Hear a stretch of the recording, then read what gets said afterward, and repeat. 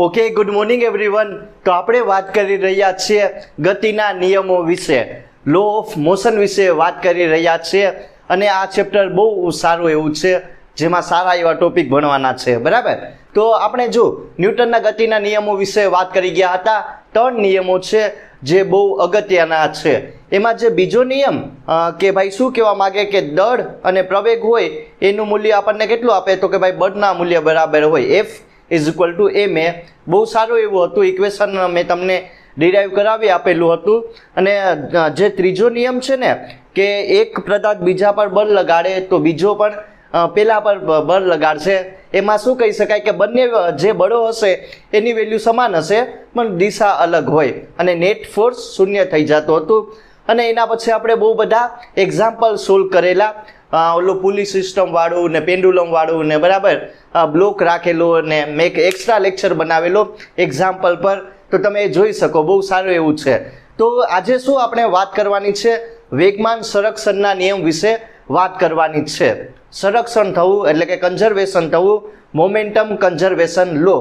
જેમ energy conservation લો છે ને એ મોમેન્ટમ કન્ઝર્વેશન લો છે. શું કહેવા માગે, થોડુંક એને સારી રીતના સમજી લઈએ કે જે મોમેન્ટમ કન્ઝર્વેશન લો હોય એ કેવા શું માગે કે તંત્રનું જે કુલ વેગમાન હોય ને એ અચળ રહે છે. સમજાયું કે નહીં? તંત્રનું જે કુલ વેગમાન હોય ને એ કોન્સ્ટન્ટ રહે. કોન્સ્ટન્ટ મતલબ કે એનું સંરક્ષણ થાય છે, એનું કન્ઝર્વેશન થાય છે, એ ના બદલાય. સમજાયું? જેટલું પ્રારંભિક વેગમાન હોય ને એટલું જ અંતિમ વેગમાન હોવાનું. કોઈક એટલે કે પ્રારંભિક વેગમાન જેટલું તમારું શરૂઆતમાં હતું ને એટલું જ અંતિમ વેગમાન હોવાનું. એમાં કાંઈ વધારો ઘટાડો નહીં થાય. એટલે કે જે કુલ વેગમાન હોય ને એ તમારું કોન્સ્ટન્ટ રહે. અને વેગમાન સંરક્ષણનો નિયમ હશે એમાં આપણે ન્યૂટનના ગતિનો બીજો નિયમ અને ત્રીજો નિયમ યુઝ કરીશું. તો એ વસ્તુ તમને સમજાય ને? તો પહેલાં તો તમને ખબર હોવી જોઈએ કે વેગમાન એટલે કે કાંઈ નહીં, સિમ્પલ છે. કોઈ પદાર્થ હોય, કોઈ પાર્ટિકલ હોય, એનું દળ હોય, એ કંઈક ને કંઈક વેગ પકડે એટલે એનું વેગમાન આવશે. તો જો આનું એક પ્રેક્ટિકલ એક્ઝામ્પલ આપવું હોય તો કઈ રીતનું આપી શકાય? બહુ સારું એવું છે, 11મા ધોરણમાંથી આવેલું. 11માં તમે જોયેલો હશે, ઓલી જે બંદૂક હોય ને એમાંથી ગોળી નીકળે, તો બંદૂકનું અને જે ગોળીનું જે આખું એક સિસ્ટમ બનાવશે, તંત્ર બનાવશે, તો એનું જેટલું પ્રારંભિક વેગમાન હોય ને બંદૂક અને ગોળીનું એટલું જ એનું અંતિમ વેગમાન હોવાનું. બહુ સારું એવું એક્ઝામ્પલ છે. તો પહેલાં તો શું કરીશું, જે વેગમાન સંરક્ષણનો નિયમ છે ને એને પહેલાં સાબિત કરીશું. તો આવું થાય કે ના થાય એ પહેલાં જોવું પડે. કેમ કે જો શરૂઆતનું વેગમાન 10 કિલોગ્રામ મીટર પર સેકન્ડ હોય તો અંતિમ 11 ના થવું જોઈએ. એ આપણે સાબિત કરીશું. 11-12 ના થવું જોઈએ. બરાબર, જેટલું 10 હોય ને તો 10 જ રહેવું જોઈએ. તો કઈ રીતનું આને સારી રીતના સમજીએ એ સમજી લઈએ. તો જો ટોપિકનું નામ છે વેગમાન સંરક્ષણનો નિયમ. સંરક્ષણ નિયમ, મોમેન્ટમ કન્ઝર્વેશન લો. જેમ એનર્જી કન્ઝર્વેશન લો આવે ને એમ છે, એવો જ છે. પછી થર્મોડાયનામિક્સમાં ભણવામાં આવશે, એમાં પણ એક કન્ઝર્વેશન લો આવે, એ પણ જોવાનું છે. તો બહુ બધા લો આવે બરાબર ફિઝિક્સમાં, જેને આપણે કન્ઝર્વ કરવાના છે. જો આવું ના થાય ને, સંરક્ષણ ના થાય ને, તો તમારું ફિઝિક્સ આખું ખોટું પડી જાય. તો એનું કન્ઝર્વેશન થવું જોઈએ. અને જો ખોટું પડી ગયું ને તો આપણે એક્ઝામ્પલ હોય ને એ પણ ના સોલ્વ કરી શકીએ. તો આના ઉપરથી બહુ બધા એક્ઝામ્પલ સોલ્વ કરીશું. બરાબર, કે બે ખાલી વેગમાનનો યુઝ કરીને બહુ સારા એવા પ્રોબ્લેમ હોય ને એની સોલ્યુશન થઈ જશે. આપણે જોયું કઈ રીતનું થાય. તો પહેલાં તો સમજજે કે જે શું કહેવા માગે મોમેન્ટમ કન્ઝર્વેશન લો. તમને એક પહેલાં એને સાબિત કરી દઈએ કે આવું થાય કે ના થાય. તો શું કરવાનું છે, બે બોલના એક્ઝામ્પલ લઈએ. સમજાયું? બે દડા લઈએ. ધારો કે પેલો દડો ને બીજો દડો હશે. તમે અહીંયા પાર્ટિકલ પણ લઈ શકો. તો હવે શું હશે, ધારો કે આનો કંઈક ને કંઈક વેગ હશે. બરાબર, આનો પણ કંઈક ને કંઈક વેગ હશે v2. તો આ શું થઈ જશે કે બે બોલ હશે ને બે એકબીજાની નજીક આવે અથવા તો દૂર જાય, એમ પણ તમે કરી શકો, અથવા એક સાથે ગતિ કરે. બરાબર, સમજાયું કે નહીં? આપણે લઈએ કે આ કેસ લઈએ કે બે બોલ હશે ને ભાઈ, એ શું કરશે, એકબીજાની નજીક આવે. તો હવે શું થઈ જશે, ઓબ્વિયસલી અથડામણ થાય કે નહીં, બે ભટકાય. બરાબર, આ એક કોલ્યુઝન તમને જોવા મળશે. તો શું થઈ જશે કે જો કાંઈ નહીં, બીજો બોલ હશે એ પેલા પર બળ લગાડશે, દળ નહીં બળ લગાડશે, અને પેલો હશે એ પણ આના પર કંઈક ને કંઈક બળ લગાડશે. સમજાયું કે નહીં? પછી શું થઈ જશે કે ભાઈ કંઈક ને કંઈક એના વેગમાનમાં ફેરફાર થાય, આનું પ્રારંભિક વેગમાન હશે, આનું કંઈક પ્રારંભિક વેગમાન હશે. હવે બે અથડાઈ ગયા, કોલ્યુઝન જોવા મળી ગયું, સંઘાત થઈ ગયો, એટલે કે હા વેગ બદલાશે. તો આનું પણ કંઈક ને કંઈક અંતિમ વેગમાન આવશે અને બીજા બોલનું પણ અંતિમ વેગમાન આવે. તો અહીંયા મારે એ જ સાબિત કરી દેવાનું છે કે જે આખું સિસ્ટમ બન્યું, તંત્ર બન્યું ને, એનું જે વેગમાન હોય ને એ કોન્સ્ટન્ટ રહેવું જોઈએ, એ વસ્તુ ના બદલાવી જોઈએ. તો સમજીએ તો પહેલાં સમજી લઈએ કે જો આનું કંઈક ને કંઈક પ્રારંભિક વેગમાન હશે. આ શું હશે? અથડામણ પહેલાંનો કેસ હશે. આ બિફોર અને આફ્ટર કેસ લેવાનો છે. સમજાયું કે નહીં? જો સમજી લઈએ. અહીંયા પણ એક એવું હોય તો બનાવી નાખીએ, બહુ સારું એવું. આ પહેલું હશે, આ બીજું હશે. સમજાયું કે બંનેમાં સંઘાત થઈ ગયો, અથડામણ થઈ ગઈ, એટલે કે હવે ભટકાઈ ગયા, બરાબર, બે બોલ એટલે એકબીજાથી દૂર જાય. તો આ શું થઈ જશે? અથડામણ પછી, બરાબર. આ બિફોર એન્ડ આફ્ટર કેસ જોવાનો છે. હવે સમજીએ કે જો આનો પણ કંઈક ને કંઈક વેગ બદલાઈ જશે. એ બદલાઈને આમ તમે લખી શકો, V1 ડેશ થઈ જાય, આનો V2 ડેશ થઈ જાય. જો મેન શું છે, જો આનું કંઈક ને કંઈક પ્રારંભિક વેગમાન હશે, P1 રાખી દઈએ, અને આનું પ્રારંભિક વેગમાન રાખી દઈએ P2. આનું કંઈક ને કંઈક દળ હશે, બંનેના દળ અત્યારે સમાન લઈ લઉં, એમ હશે. આનું પણ એમ, દળ ના બદલાય, બરાબર. આ જે દળ હશે એ કોન્સ્ટન્ટ લેવાના છે બંને દડાના. તો સમજાઈ ગયું. હવે શું કરવાનું છે કે જો આનો વેગમાન P1, આનું થઈ ગયું P2. આ અથડામણ પહેલાં બિફોર કેસ થઈ ગયો. હવે આ બે બોલ હશે એ ભટકાઈ ગયા, અથડામણ થઈ ગઈ, સંઘાત થઈ ગયું, કોલ્યુઝન થઈ ગયું, એટલે કે શું થઈ જશે? વેગમાનમાં ફેરફાર આવશે. આનું પ્રારંભિક વેગમાન P1 હોય તો હવે આનું કેટલું થઈ જશે? અંતિમ વેગમાન P1 ડેશ થઈ જશે, ને આનું કેટલું થઈ જશે? P2 ડેશ થઈ જશે. સમજાયું કે નહીં? એકદમ સિમ્પલ કેસ છે, બીજું કાંઈ નથી. જો શરૂઆતમાં આનું પ્રારંભિક વેગમાન P1 હશે, પહેલાં બોલું. હવે અથડામણ પછી નો કેસમાં શું થઈ જશે કે એનું પ્રારંભિક વેગમાન અંતિમ વેગમાન P1 ડેશ થઈ જશે. એવી જ રીતે બીજો બોલ હશે, એનું શરૂઆતનું વેગમાન કેટલું હશે ભાઈ? P2 હશે. હવે એમાં શું થઈ ગયું? કોલ્યુઝન થઈ ગયું, એટલે એનું વેગ બદલાશે, બરાબર. વેગ બદલાશે એટલે ઓબ્વિયસલી એનું વેગમાન પણ બદલાશે. P2 ડેશ થઈ ગયું. હવે ન્યૂટનના ગતિનો ત્રીજો નિયમ કે ભાઈ આ બોલ હોય, બીજો નંબરનો જે બોલ હશે એ પહેલા પર બળ લગાડશે, તો પેલું હશે એ પણ બીજા પર બળ લગાડશે, બરાબર. તો કેટલું થઈ જાય? F21, ને આ કેટલું લગાડશે આના ભાઈ? આની પર, તો કે ભાઈ F12 ને, બરાબર. 1 2. સમજાયું? જો બીજો હશે એ પહેલા પર કંઈક ને કંઈક બળ લગાડશે. કેટલું લગાડશે?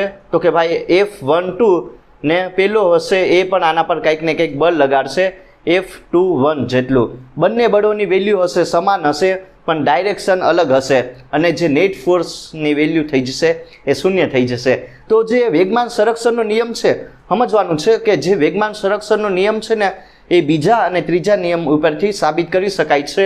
અને આના ઉપરથી આપણે ન્યૂટનના ગતિનો ત્રીજો નિયમ, થર્ડ લો, પણ ડિરાઈવ કરીશું. તો કઈ રીતનું હું સાબિત કરું, સારી રીતે સમજી લઈએ.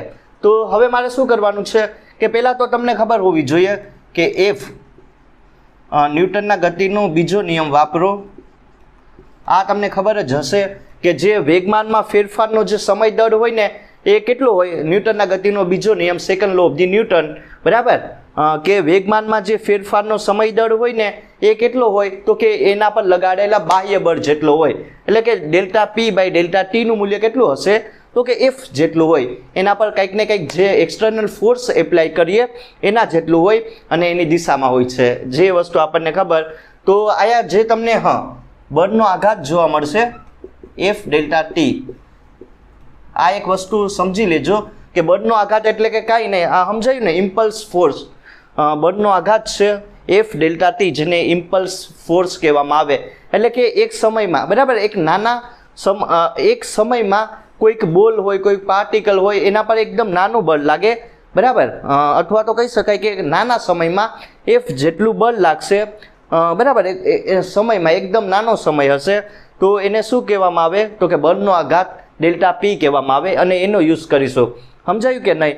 બળનો આઘાત શું કહી શકાય? બળનો આઘાત ΔP કહી શકાય. તો એકદમ શું કહી શકાય કે એકદમ નાના સમયમાં એફ જેટલું બળ લાગે, જેને બળનો આઘાત એટલે કે ઇમ્પલ્સ ફોર્સ કહેવામાં આવે છે.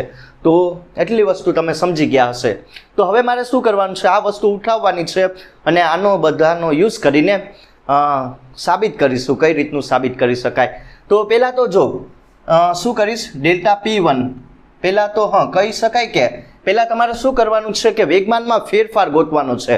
જો વેગમાનમાં ફેરફારનો સમય દર નહીં ગોતવાનો, અત્યારે ખાલી જે વેગમાનમાં ફેરફાર કેટલો આવે ડેલ્ટા P, અંતિમ વેગમાન માઇનસ પ્રારંભિક વેગમાન, સમજાયું? ખાલી વેગમાનમાં ફેરફાર ગોતવાનો છે. તો આના માટે લખીએ, પહેલા બોલ માટે લખીએ શરૂઆતનું વેગમાન કેટલું છે ભાઈ આનું, તો કે P1, અંતિમ વેગમાન હોય ને, અંતિમ વેગમાન રાખો P1 ડેશ ને પ્રારંભિક P1, સમજાયું? એવી જ રીતે બીજા બોલ માટે વેગમાનમાં ફેરફારનો દર લખો, ડેલ્ટા P થઈ જશે, કેટલું થઈ જાય તો કે ભાઈ P2 ડેશ માઇનસ P1, સમજાયું? આ કરવાનું છે. હવે બે ઇક્વેશન બનાવીશું અને કઈ રીતનું હોય એ જોઈએ. કાંઈ નહીં, હવે શું કરવાનું છે, એફ ડેલ્ટા ટીની વેલ્યુ મૂકો. જો આયા એફ, એફ શું થઈ જશે તો કે ભાઈ 1 2 થઈ જાય. આના માટે લખીએ, બરાબર? આના માટે delta T P1 minus P1 dash minus P1, અંતિમ માઇનસ પ્રારંભિક. એવી જ રીતે કોના માટે લખો, બીજા બોલ માટે લખો F21 ડેલ્ટા ટી, આ શું થઈ જશે તો કે ભાઈ P2 ડેશ માઇનસ, આમાં આવશે ને P2 આવશે, P2 ઇક્વેશન નંબર 2 આપી દઉં. હવે એક વસ્તુ મેં તમને કીધું ને કે જો એક વસ્તુ એ સમજવાની હતી કે બંને બળોની વેલ્યુ કેવી હશે, સમાન હશે, સમજાયું? બંને બળોની વેલ્યુ સમાન હશે પણ ડાયરેક્શન અલગ અલગ હોય. તો અહીંયા માઇનસ આવે ને, અહીંયા માઇનસ આપી દઉં, સમજાયું? કાંઈ નહીં, બે ઇક્વેશન છે, બે ઇક્વેશન તમારા મેઇન છે. બે ઇક્વેશનની જમણી બાજુ અને ડાબી બાજુ એક સાથે ભેગી કરી દઉં, સમજાયું કે નહીં? બંને ઇક્વેશનની left side and right side, left અને રાઈટ બંને સમાન કરી દઉં અને તમને જોવા મળશે. આ તમને શું કહેવા માગે, આ તમને જે તંત્રનું જે વેગમાન હોય ને એ કોન્સ્ટન્ટ રહે એ બતાવશે ને આના ઉપરથી ન્યૂટનના ગતિનો ત્રીજો નિયમ સાબિત કરી શકાય. આ તમને બે ઇક્વેશન જોવા મળશે, ઇક્વેશન 1 અને 2. એના ઉપરથી સિમ્પલ આપણે જે ન્યૂટનના ગતિનો ત્રીજો નિયમ છે એ સાબિત કરી નાખ્યો, બરાબર? F21 હશે તો આ સમજાઈ ગયું ને કે બંને બળોની જે વેલ્યુ હશે એ સમાન હશે પણ ડાયરેક્શન અલગ અલગ હોય. હવે શું કરવાની છે, ઇક્વેશન 1 અને 2 ની જે જમણી સાઈડ છે એને કમ્પેરિઝન કરો અને વેગમાન સંરક્ષણનો જે નિયમ છે એ સાબિત કરી દો. તો શું થઈ જશે, ધ્યાન આપો. Therefore we can write P1 dash minus P1 is equal to કરીને, જો આ શું થઈ જશે માઇનસ કરીને P2 ડેશ માઇનસ P2, સમજાયું કે નહીં? જમણી સાઈડને કમ્પેરિઝન કરી દીધી, બસ હવે કાંઈ નહીં કરવાનું. જો ધેરફોર P1 માઇનસ P1 અહીંયા ગુણી નાખો એટલે માઇનસ P2 ને પ્લસ P2, સમજાયું? અહીંયા માઇનસ ને માઇનસ માઇનસ પ્લસ થઈ ગયા. તો હવે શું કરવાનું છે, કાંઈ નહીં, જે ડેશવાળા પદ છે એને એક સાથે લખી નાખો, જે તમને અંતિમ વેગમાન વિશે માહિતી આપશે, અને જે સિમ્પલ છે એને એક સાથે લખી નાખો. એ તમને શું આપશે તો કે ભાઈ જે શરૂઆતનું વેગમાન હોય એની વિશે માહિતી આપીએ. તો શું થઈ જશે તો કે ભાઈ P1 ડેશ ને પ્લસ P2 ડેશ, તો આયા શું થઈ જશે તો કે ભાઈ P1 પ્લસ P2, સમજાયું? આ શું થઈ જશે તો કે જે આ બોલ હશે, બરાબર, બે બોલ હશે 1 અને 2, એનું જે આ અંતિમ વેગમાન હોય, જે શું કહી શકાય કે લાસ્ટ મોમેન્ટમ હોય એના વિશે માહિતી આપે, અને જે આ P1 પ્લસ P2 હશે એ તમને જે પ્રારંભિક વેગમાન હોય એના વિશે માહિતી આપે. તો આમ લખી શકાય, આ શું હશે, અંતિમ વેગમાન ને આ પ્રારંભિક વેગમાન હશે. એ કેટલું થઈ ગયું, અચળ થઈ ગયું, કોન્સ્ટન્ટ. સમજાયું કે ના થઈ ગયું? સમજાયું કે બરાબર થઈ ગયું ને? તો કે જે આ વેગમાન હશે, જેટલું પ્રારંભિક વેગમાન હોય એટલું જ અંતિમ વેગમાન હોવાનું, અથવા ઊંધું કરી નાખો, જેટલું અંતિમ વેગમાન હોવાનું એટલું જ પ્રારંભિક વેગમાન હોવાનું. તો જે P હોય ઇઝ ઇક્વલ ટુ mv એ કેટલું થઈ જશે, તમારું કોન્સ્ટન્ટ રહે, એ તમારું નહીં બદલાય. સમજાયું કે? જો 10નું 12 નહીં થાય અને 12નું 10 નહીં થાય. આયા 10 હોય તો આયા પણ 10, આયા જો શરૂઆતનું 10 હોય તો આ પણ 10 રહેવું જોઈએ, આ 12 ના થવું જોઈએ. નકર જે નિયમ છે ને કન્ઝર્વેશન ખોટો પડી જાય ને આખું ફિઝિક્સ ખોટું પડી જાય. તો એવું નહીં થતું અને આના ઉપરથી આપણે એક્ઝામ્પલ પણ સોલ્વ કરીશું. એમાં જે વેગમાન સંરક્ષણનો નિયમ છે એનું કન્ઝર્વેશન એટલે કે સંરક્ષણ થાય કે નહીં એ પણ સાબિત કરીશું. તો આ થઈ ગયું તમારા કોના વિશેમાં વાત? તો કે ભાઈ મોમેન્ટમ કન્ઝર્વેશન લો વિશે વાત, જેમાં એમ કહી શકાય કે તંત્રનું જે પ્રારંભિક વેગમાન અને જે અંતિમ વેગમાન હોય એ ના બદલાય, એનું કન્ઝર્વેશન થાય છે, એ અચળ રહે છે. એટલે કે જે વેગમાન હોય એ શું થઈ જશે? અચળ રહે, એ ના બદલાય. તો આ થઈ ગઈ સિમ્પલ કોના વિશે વાત? વેગમાન સંરક્ષણના નિયમ વિશે વાત. વેગમાન સંરક્ષણનો નિયમ બની ગયા મોમેન્ટમ કન્ઝર્વેશન લો. એના ઉપરથી 3-4 એક્ઝામ્પલ સોલ્વ કરી લઈએ એટલે તમારો કોન્સેપ્ટ વધારે ક્લિયર થઈ જાય. જો પહેલાં તો વાત કરીએ પ્રોબ્લેમ નંબર 1 વિશે. આ ટાઈપની જે પ્રોબ્લેમ હોય ને બહુ બધી એક્ઝામમાં આવતી હોય છે. સેમ કોન્સેપ્ટનો યુઝ કરવાનો છે, ખાલી મોમેન્ટમ કન્ઝર્વેશન લો યુઝ કરવાનો. અને તમને શું કીધેલું હોય કે વેગ ગોતવાનું કીધું હોય, દળ ગોતવાનું કીધું હોય. તો આ પ્રમાણે છે, બરાબર? બળ ને એ ટાઈપનું હોય ગોતવાનું. તો જો આ પ્રોબ્લેમ કેવા શું માગે, કઈ રીતનો કોન્સેપ્ટ હોય, પહેલાં હું તમને થોડુંક આનું ડિસ્ક્રિપ્શન આપી દઉં. તો એક આમાં છે ને કંઈક ને કંઈક બોમ્બ આપેલો હોય અથવા તો કંઈક પદાર્થ આપેલો હોય, સમજાયું? એ શરૂઆતમાં કેવો હશે? સ્થિર હશે. એટલે કે એનો વેગ કેવો હોય? સ્થિર હોય, એટલે શૂન્ય હોય. તો હવે એ પદાર્થ હશે, જે બોમ્બ હશે એ બ્લાસ્ટ થઈ જશે અને એના 3 ટુકડા થઈ જશે. તો હવે એ 3 ટુકડાના પણ કંઈક ને કંઈક દળ હશે, M1 M2 અને M3 હશે. હવે એ 3 ટુકડા થઈ ગયા તો એ શું આવી જાય? એ કંઈક ને કંઈક વેગ પકડશે કે નહીં? તો એ ત્રણેયના વેગ હશે, V1 V2 અને V3 હોય. તો આમાં હવે જો બેના તો દળ આપેલા હોય તમને લોકોને, તો ત્રીજાનું કેટલું દળ હોય એ મારે ગોતવાનું છે. જે પણ મેં તમને ડિસ્ક્રિપ્શન આપેલી એનો આમાં યુઝ કરેલો છે અને કઈ રીતનું આનું એક્ઝામ્પલ સારી રીતના સોલ્વ કરીએ એ સમજી લઈએ. કે જો એક પહેલાં તો શું છે, ઉગમ બિંદુ પર કંઈક ને કંઈક દળવાળો પદાર્થ આપેલો જેનું દળ બહુ મોટું હશે, કેપિટલ M જેટલું હોય. એ શરૂઆતમાં સ્થિર હશે એટલે એનો વેગ કેટલો થઈ જશે? શૂન્ય થઈ જાય. હવે બ્લાસ્ટ થઈ ગયો એટલે એના 3 ટુકડા થઈ જશે, એક X અક્ષિસમાં જાય, બીજો Y-માં અને ત્રીજો Z-માં. તો જો પેલો ટુકડો હશે M1 છે, એનું દળ 1 કિલોગ્રામ આપેલું, વેગ 12 મીટર પર સેકન્ડ X અક્ષિસમાં. બીજો 2 કિલોગ્રામનો છે તો એનું દળ કેટલું આપેલું? 2 કિલો આપેલું, બરાબર? 2 કિલોનો છે. અને એનો વેગ કેટલો આપેલો? 8 મીટર પર સેકન્ડ Y અક્ષિસમાં જાય. અને ત્રીજો જો Z અક્ષિસમાં જાય, એનો વેગ કેટલો છે? 4 મીટર પર સેકન્ડ. અને એનું દળ કેટલું છે એ મારે ગોતવાનું છે. હું આમાં શું કરીશ? કાંઈ નહીં કરીશ. આમાં હું કાંઈ નહીં કરા, ખાલી વેગમાન સંરક્ષણનો નિયમનો યુઝ કરા. એનર્જી ક્યાં? મોમેન્ટમ કન્ઝર્વેશન લો યુઝ કરો. એટલે કે શું થઈ જશે? તો કે ભાઈ પ્રારંભિક અને અંતિમ વેગમાન હોય એ બદલાવવું ના જોઈએ. સમજાયું? સિમ્પલ. આ જે રૂલ હોય ને એનો યુઝ કરી નાખો.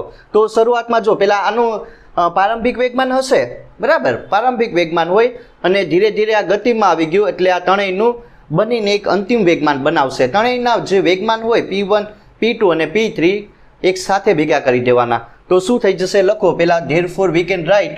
જો M V, સમજાયું? આ પ્રારંભિક વેગમાન કેટલું હોય? ત્રણેયના વેગમાનના સરવાળા જેટલું હોય. ત્રણેયના જે વેગમાન હશે એને ભેગું કરી દઉં અને એનો સરવાળો કરી દઉં. તો આનું શું થઈ જશે? M1 V1 plus M1 V1 ને M2 V2 પ્લસ કરીને M3 V3 જેટલું હોય. તો હવે શું કરવાનું છે? જો આ તો ડાયરેક્ટ શૂન્ય થઈ જશે, આનું કાંઈ લેવા દેવા નહીં, કેમ કે વેગ ભાઈ આમાં શૂન્ય આપેલો, 0 બધી કિંમત મૂકો. એવું હોય તો પહેલાં અહીંયા લખી નાખીએ, M1 V1 plus M2 V2 plus M3 V3 થઈ જશે. આમાં શું ગોતવાનું છે તમારે? તો કે ભાઈ M3 V3, બરાબર? એટલે કે M3 ગોતવાનું છે એટલે આમ લખી નાખો, M1 V1 plus M2 V2 અને આ સાઈડ લઈ જાઓ એટલે માઇનસ થઈ જાય. સમજાયું કે નહીં? હવે તમને લોકોને ખ્યાલ આવી ગયો હશે કે આમાં શું થયું. તો આમાં કાંઈ નહીં, M3 એમને એમ રાખો. એ મારે આમાં શું કોનું મૂલ્ય ગોતવાનું છે? તો કે ભાઈ અહીંયા માઇનસ વડે ગુણી નાખો, M2 V2 ને છેદમાં લાવી દઉં V3. સમજાયું? બસ હવે કાંઈ નહીં કરવાની, જે વેલ્યુ આપેલી એ લખો, મૂકવાની છે, બરાબર? તો M1 કેટલું આપેલું? ધ્યાન આપજો. M1 મને 1 આપેલું ને V1 વેગ કેટલો છે? 12I જેટલો છે. પ્લસ કરીને આ માઇનસ છે, બરાબર? માઇનસ છે તો શું થઈ જશે?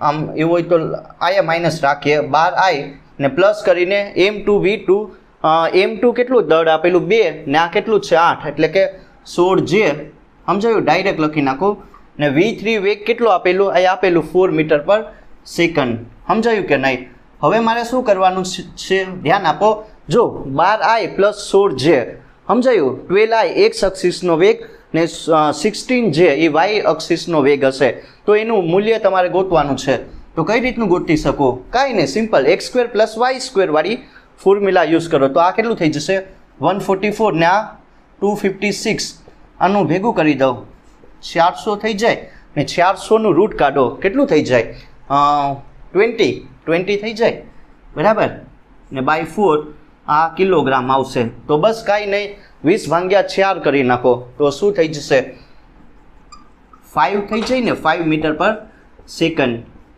અરે મીટર ક્યાં કિલોગ્રામ આવશે ને કિલોગ્રામ આવી ગયો તો જો 5 kg આનો શું આવી જાય દળ આવી જાય 5 કિલોગ્રામ જેટલું તો m3 તમને કેટલું મળશે અહીંયા 5 કિલોગ્રામ જેટલું દળ મળે તો આ પ્રમાણે સિમ્પલ તમે આનું સોલ્યુશન કરી શકો કાંઈ નથી જો આમાં કાંઈ નથી વેગમાન સંરક્ષણનો નિયમ યુઝ કરવાનો પ્રારંભિક અને અંતિમ વેગમાન લઈ લેવાનો આ પ્રારંભિક હશે અને આનું જે ત્રણેય બોલ બ્લાસ્ટ એક બોલ બ્લાસ્ટ થયો અને ત્રણેયના ઘટકો બન્યા ને એ અંતિમ વેગમાન હશે તો ત્રણેયના વેગમાનોનો તમારે શું કરી નાખવાનો છે તો કે સરવાળો કરી નાખવાનો બરાબર પ્રારંભિક વેગમાન તો શૂન્ય થઈ જશે કેમ કે બોલ સ્થિર હશે હવે એમાં m1 પ્લસ m2 એ ભેગું કરી દઉં એના ઉપરથી તમને વેગના આ બે ઘટક મળશે 12i પ્લસ 16j એનું તમારે વેલ્યુ ગોતવાની છે x² પ્લસ y² કરો એટલે 400 મળશે બરાબર એનું રૂટ કાઢો એટલે 20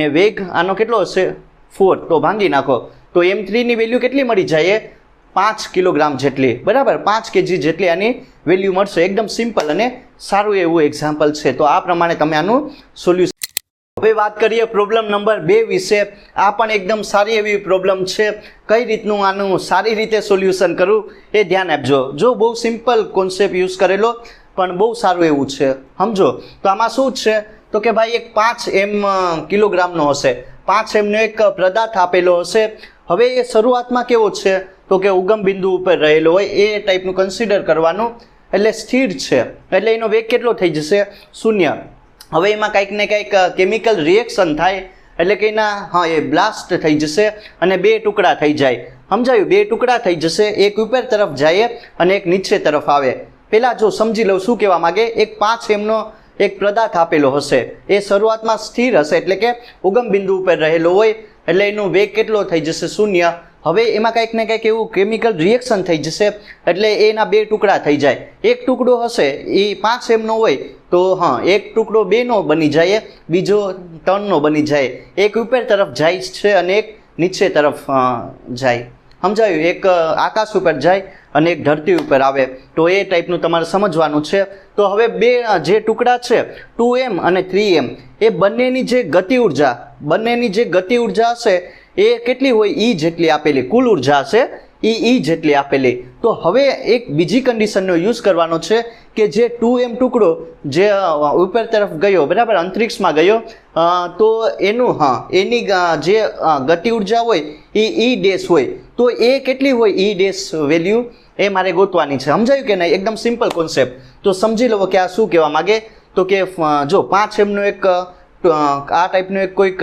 હશે બરાબર આ ટાઈપની એક વસ્તુ આપેલી હશે એનું દળ 5m જેટલું આપેલું શરૂઆતમાં સ્થિર છે એટલે એનો વેગ કેટલો હશે 0 હોય હવે એમાં કંઈક ને કંઈક બ્લાસ્ટ થઈ જાય એટલે બે ટુકડા થઈ જશે એક ઉપર તરફ જાય એટલે એ 2m નો થઈ જશે અને એનો વેગ v1 આપેલો હવે એક નીચે તરફ આવે એટલે એ 3m નો થઈ જશે અને એનો વેગ કેટલો આવે ભાઈ v2 આવે હવે બંનેની જે કુલ ઉર્જા હશે એ જેટલી આપેલી પણ આ જે 2m નો જે હશે પાર્ટિકલ એ એનો વેગ v1 છે હવે એની ઉર્જા ઈ ડેશ હોય એ કેટલી હોય એ મારે સિમ્પલ ગોતવાની છે સમજાયું કે નહીં જો કાંઈ નહીં યુઝ કરવામાં જે તમારો વેગમાન સંરક્ષણનો નિયમ કે પ્રારંભિક વેગમાન અને અંતિમ વેગમાન એ કેવું રહેવું જોઈએ કોન્સ્ટન્ટ રહેવું જોઈએ બરાબર એ બદલાવું ના જોઈએ તો કરીએ તો જો આ શું થઈ જશે 5m v આ પ્રારંભિક વેગમાન હવે અંતિમ વેગમાન હોય એટલે બંનેનો સરવાળો કરી શકાય કે ના કરી શકાય? તો સમજો તો આ શું થઈ જશે તો કે ભાઈ 2m અંતિમ વેગમાન માટે ને આ માઇનસ આવશે ને નીચે તરફ છે એનો વેગ -3m v2. પહેલાં જો શું ગોતવાનું છે તો પહેલાં બંનેમાં કોઈકનો વેગ ગોતી લઉં v1 અથવા v2 ગોતી લઉં. એના પછી જો ગતિ ઉર્જા હોય ને તો બંનેની ભેગી કરી દઉં, આની ગતિ ઉર્જા અને આની ગતિ ઉર્જા, તો એ આવશે. હવે શું કરવાનું છે, આની જે ગતિ ઉર્જા હોય એ ગોતી લઉં અને બંનેનું e' કરો અને એ રીતનું તમે સોલ્યુશન કરી શકો. તો જો શું થઈ જશે 5m ને એમ આ 0 ને આ 2m આ શું થઈ જાય v1 ના માઇનસ રાખો એવું હોય તો 3m v2. સમજાયું? કાંઈ નહીં, પહેલાં ગમે એ વેગ ગોતી લો v1 અથવા v2 એટલે 2m v1. સમજાયું ને? અહીંયા શું થઈ જશે 3m v2. એવું હોય તો v2 ગોતી લે. આ v2 શું થઈ જશે તો કે ભાઈ 2/3 v1 2/3 v2 ની કિંમત ગોતવાની છે એટલે કે v2 = 2/3 v1. સમજાયું? આ ઇક્વેશન નંબર 1 કહી દઈએ. હવે શું કરવાનું છે? હવે કાંઈ નહીં કરવાનું, હવે ગતિ ઉર્જા ગોતવાની છે. કોની? આ બંનેની. સમજાયું? અથવા તો પહેલાં આની ગતિ ઉર્જા ગોતી લઉં. જો આની e' રાખી દઈએ. કેટલી હોય ગતિ ઉર્જા? એટલે ½ mv². બરાબર? આની ગતિ ઉર્જા ગોતીએ 2m ની, એ લખી જ નાખીએ એટલે તમને સમજાઈ જાય. તો ½ mv², પણ આયા જે કેટલું આપેલું 2m ને v1². સમજાયું કે? જો ½ mv² તો આ કેન્સલ, તો કેટલું આવશે e'2m તો કે ભાઈ mv1. આ એ આપી દઉં એવું હોય તો. સમજાયું? e'2m આની ગતિ ઉર્જા કેટલી આવશે mv1² જેટલી. હવે શું કરવાનું છે? બંનેની ગતિ ઉર્જા ગોતી લેવાની. બંનેની એટલે કે જો આની e2m પ્લસ કરીને e3m. સમજાયું? બંનેની ભેગી કરી દેવાની છે. તો કાંઈ નહીં, શું થઈ જશે જો ડાયરેક્ટ હવે હું આની તો એટલી મળી ને mv², તો ડાયરેક્ટ લખી નાખો mv1² પ્લસ e3m. આની ગોતવાની છે એટલે હાફ. જો ધ્યાન આપજો, ½ mની જગ્યાએ કેટલું અહીંયા 3m લેવાનું ને અહીંયા v2². સમજાયું? એટલી વસ્તુ સિમ્પલ તમારે કરવાની. તો જો em ને mv1² ½ 3m ને આની જગ્યાએ હવે v2 ની જગ્યાએ હું શું મૂકી શકું? આ મૂકી શકું કે ના મૂકી શકું? ઓબ્વિયસલી મૂકી શકું, કેમ કે અહીંયા v2 ને અહીંયા પણ v2 છે એટલે મૂકી શકાય. તો આ શું થઈ જશે 4 ને 9 ના v1². સમજાયું? તો આ પ્રમાણે થઈ જશે 9 કેટલા થાય 9 ને 18 થઈ જશે ને આ 4 તેરીને 12 થઈ જશે. એટલે કરો એનું સોલ્યુશન mv1² પ્લસ કેટલું થઈ જશે? આઈ થિંક 2/3 થઈ જાય કે ના? આનું કરજો એ પ્રમાણે સોલ્યુશન. ને અહીંયા mv2. સમજાયું? mv1². તો હવે શું કરવાનું છે? કાંઈ નહીં, જો હવે 1 પ્લસ 2/3 કરો એટલે 3 પ્લસ 2 એટલે 5/3 mv² થઈ જશે. આ બી આપી દઉં. સમજાયું કે નહીં? જો બે કિંમત મળશે કે e2m mv1² ને ની વેલ્યુ કેટલી મળશે 5/3 mv1². હવે કાંઈ નહીં કરવાનું. જો આમાં શું થઈ જશે? બંનેમાં mv1² છે એટલે ડાયરેક્ટ કેન્સલ થઈ જશે. એટલે હું ડાયરેક્ટ લખું m2m ને આયા e. તો આ કેટલું છે તો કે ભાઈ 1 ને આ કેટલું હશે 5/3 ને આમ થઈ જાય ને છેદનો છેદ અંશમાં એટલે 3/5. તો ડાયરેક્ટ આમ કરી શકો, ઉલટાવી નાખો. બરાબર? તો જો કેટલી મળશે મને e'2m ની વેલ્યુ તો કે 3/5 જેટલી મળે. સમજાયું કે નહીં? આ પ્રમાણે સિમ્પલ તમે આનું સોલ્યુશન કરી શકો, જેમાં કાંઈ નથી. e'2m કેટલી મળશે વેલ્યુ 3/5 જેટલી મળે. તો સિમ્પલ સોલ્યુશન. પણ આ ટાઈપનું એક્ઝામ્પલ હોય તો તમે આ નિયમનો યુઝ કરીને કરી શકો. હવે વાત કરીએ નેક્સ્ટ પ્રોબ્લેમ વિશે, જેનું નામ છે પ્રોબ્લેમ નંબર 3 વિશે. આ પણ એકદમ સારો એવો કોન્સેપ્ટ આમાં યુઝ કરેલો અને કઈ રીતનું આનું સોલ્યુશન કરવું ધ્યાન આપો. તો આમાં શું કહેવા માગે પહેલાં આને સમજી લઈએ કે આમાં શું છે, આના ડેટા શું કહેવા માગે. તો એક છે ને એક રાઇફલ હશે, એમાંથી એક ગોળી હશે જે બહાર નીકળે, બરાબર. એક શું હશે, એક બંદૂક આપેલી હશે, એમાંથી એક ગોળી હશે એ બહાર નીકળશે. હવે એક લાકડાનો બ્લોક રાખેલો અને એ લાકડાના બ્લોકમાં ગોળી હશે એ અથડાય, બરાબર. ને આ કોલ્યુઝન જોવા મળશે. રાઇફલમાંથી ગોળી નીકળી, એ કેમાં અથડામણ થાય છે એનું, તો કે ભાઈ એક લાકડાનો બ્લોક હશે જે બહુ વધારે જાડો હોય, એમાં શું થઈ જશે તો કે ભાઈ ભટકાઈ જાય. તો હવે શું થઈ જશે કે ભાઈ જે લાકડાનો બ્લોક અને ગોળી જેમાં શું અંદર વહી ગઈ એ એક સાથે ગતિ કરશે, સમજાયું ને. તો એનું કંઈક ને કંઈક અંતર કાપશે કે નહીં, બંને એક સાથે. અને પછી શું થઈ જશે, એક સમય પછી એમાંથી ગોળી હશે ને એ બહાર નીકળી જાય, એટલે એનો કંઈક ને કંઈક વેગ આવે. તો એ વેગ કેટલો હોય એ મારે સિમ્પલ ગોતવાનો છે. કાંઈ નહીં, એક બંદૂકમાંથી જે ગોળી નીકળે ને એ લાકડાના બ્લોકમાં મારવાની છે અને એ લાકડાનું બ્લોક અને ગોળી હશે એક સાથે અંતર કાપશે, પછી ગોળી હશે એ બહાર નીકળી જાય. તો જ્યારે બહાર નીકળી જાય ને એટલે એનો વેગ કેટલો થઈ જાય, બરાબર, એ મારે ગોતવાનો છે. તો જો શરૂઆતમાં શું હશે, આ તમને એક જે બુલેટ આપેલી એનો વેગ બહુ વધારે હોય ને, કેટલો આપેલો 400 મીટર પર સેકન્ડ, પણ દળ બહુ નાનું હશે. તમને ગ્રામમાં આપેલું હશે 10 ગ્રામ, પણ એને તમે કિલોગ્રામમાં કન્વર્ટ કરી શકો. એટલે શું થઈ જશે તો કે ભાઈ 10 ભાગ્યા 1000 કરી દઉં તો કિલોગ્રામમાં કન્વર્ટ કરી દીધું. હવે જે એક લાકડાનો બ્લોક હશે ને એને એક દોરી સાથે બાંધેલો હશે, એની લંબાઈ 5 મીટર છે, સમજાયું. પણ એ આપણે ધ્યાનમાં નહીં લેવાનું. જે આ લાકડાનો બ્લોક આપેલો એક લાકડું જ હશે ટૂંકમાં, એનું દળ કેટલું આપેલું 2 કિલોગ્રામ હોય, પણ એનો વેગ કેટલો હશે, ઓબ્વિયસલી 0 હશે, કેમ કે આ સ્થિર હોય ને. હવે ગોળી અહીંયા લાગી ગઈ, સમજાયું, ગોળી અહીંયા ભટકાઈ ગઈ, એટલે શું થઈ જશે કે બંને એક સાથે કંઈક ને કંઈક ડિસ્પ્લેસમેન્ટ કરશે ને અંતર કેટલું કાપે 10 સેન્ટીમીટરનું. હવે જો બંને વેગમાં આવી ગયા કે નહીં, પહેલાં સ્થિર હતું અને ગોળી હશે એ ગતિમાં હશે, તો અહીંયા અથડામણ થઈ, એટલે કે બંને હવે ગતિ પકડી લે. બંને નહીં, આ લાકડાનું બ્લોક હશે એ ગતિમાં આવી જઈએ ને ગોળી તો ઓલરેડી ગતિમાં છે. તો હવે આનો વેગ કેટલો થઈ જશે, v1 જેટલો થઈ ગયો કે નહીં. અને આ ગોળીનો વેગ કેટલો થઈ જશે, પહેલાં v હતો, બરાબર, આનો વેગ કેટલો હતો 400 મીટર પર સેકન્ડ, એ બદલાઈને v2 થઈ ગયો. તો મારે કાંઈ નહીં, આનો વેગ કેટલો થઈ જાય બ્લોકનો એ v1 અને આનો v2, તો બંનેની વેલ્યુ કેટલી હોય એ ગોતવાની છે. જો કાંઈ નહીં, એકદમ સિમ્પલ કોન્સેપ્ટનો યુઝ કરવાનો કરો. શું કરવાનું છે, તંત્રનું પ્રારંભિક વેગમાન અને અંતિમ વેગમાન એ ના બદલાય, તો આના માટે બનાવો, બરાબર. આ પ્રારંભિક વેગમાન હશે ને આ તમારું અંતિમ વેગમાન થઈ ગયું.